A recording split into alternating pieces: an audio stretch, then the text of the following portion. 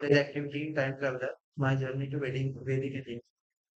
If I could travel to any period in history, I would choose Vedic India.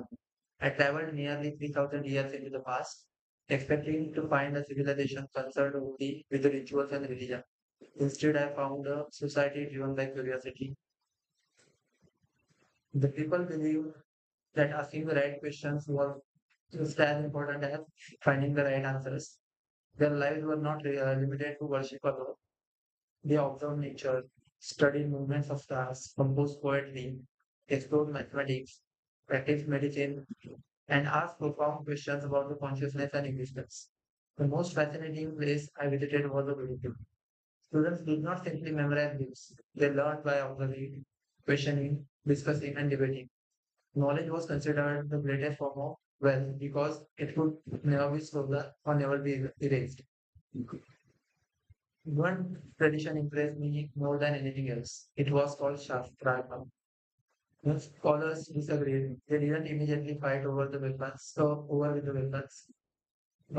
Instead, they challenged each other through logic, evidence, and reasoning.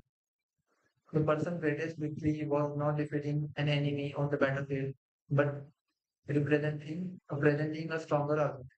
Winning a debate brought respect because ideas were expected to survive criticism.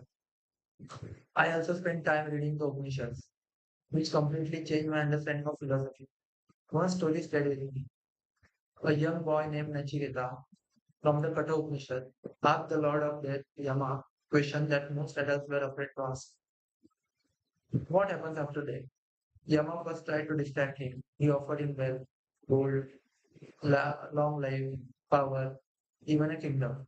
But Nachiketa refused to offer every offer. He said, all these things are temporary. I want knowledge, not comfort. Only then did Yama teach him about the nature of the self, the difference between temporary pleasure and lasting wisdom, and the importance of choosing what is right over what is merely pleasant. That story taught me something timeless. The greatest minds are not those who know all the answers. They are those who refuse to ask or refuse to stop asking meaningful questions. I also admired how people lived in harmony with nature.